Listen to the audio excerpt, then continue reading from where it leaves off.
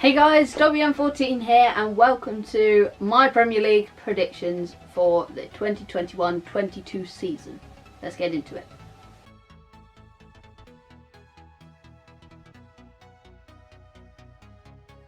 Okay, starting with last place, I think it will be Norwich City.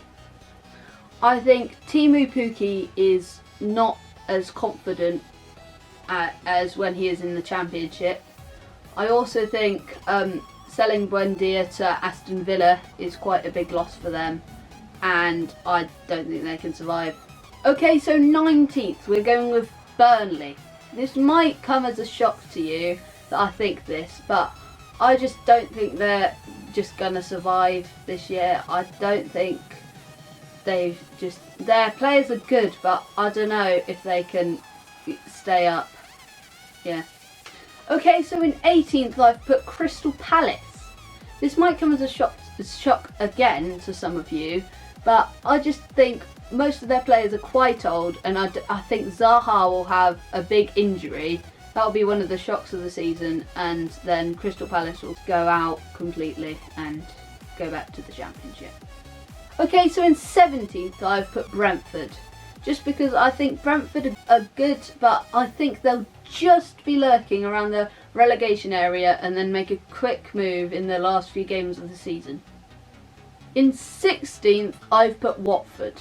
I think Watford, just because they have good players, I think they'll be able to stay up well, especially Ismaila Sarr on the right. He's very quick, and I think he'll trouble the defenders like he did a few seasons ago. Okay, so in 15th I've put Southampton. I think for Southampton, losing Danny Ings was quite a big hole for their club because he was their top goal scorer last season, and I don't know how they'll cope with losing him. Okay, so 14th I've put Aston Villa. I think they have made a few good signings this season in Danny Ings, Leon Bailey and Emilio Buendia, but I think losing Jack Grealish will leave a big hole in that Villa club, and I just don't know if they can do it. So in 13th I've put Brighton. I think Brighton are an all-round alright club, and yeah, well, 13 seems like a position for them, I guess. Okay, so in 12th I've put Everton. I think losing Carlo Ancelotti hasn't been great for them. I think they've made a few good signings. They've got some world-class players in Richarlison, Alan, and also Jordan Pickford. He's the best goalkeeper in the world, remember. Okay, so in 11th I've put West Ham. Just because look at Mikel Antonio and look at Fornals and Ben Rama and tell me they're not world-class players. Come on, they deserve to be in the Premier League. I think they'll have a good season this season. Hopefully before the transfer window shuts they can pop in a bid for Jesse Lingard, because I don't think Man United will sign him, and we all loved when he was at West Ham last season, and yeah, he was just great. Okay, so in 10th I've put Newcastle. I've put this just because they've signed quite a few players in the January transfer window, and they've signed a few new players in this transfer window, and they've also got St Maximin, who's quite a good player. Yeah, great player actually. What am I talking? So good. He's really good. Yeah, and I think they'll do quite well this season, so that's why I've put them in 10th. Okay, so in 9th I've put Wolves. I've put Wolves just because of Jimenez and Adama Traore. I think these two are great together. I think Adama makes the runs and then Jimenez just slots them in the net, you know. And so I think 9th is a respectable position for them.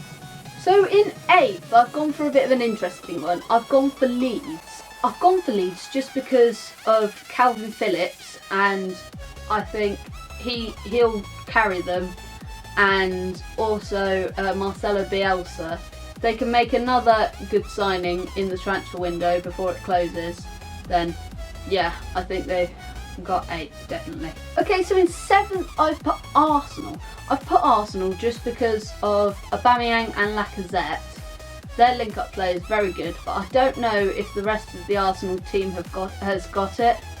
But we'll soon find out, and that's why I've put them in 7th. Okay, so in 6th I've put Tottenham. I've put Tottenham just because of Son and Harry Kane.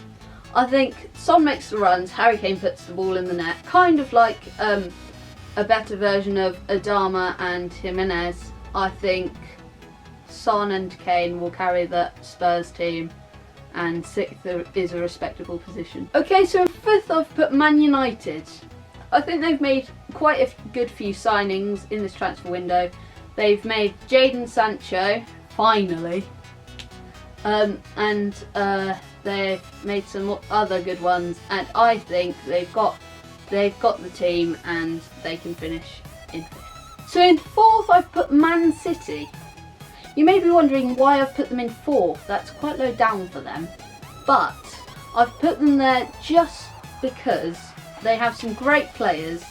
I think they will trouble the top 3, but I think the top 3 will tower over them and be better than them. Okay, so in 3rd I've put Liverpool.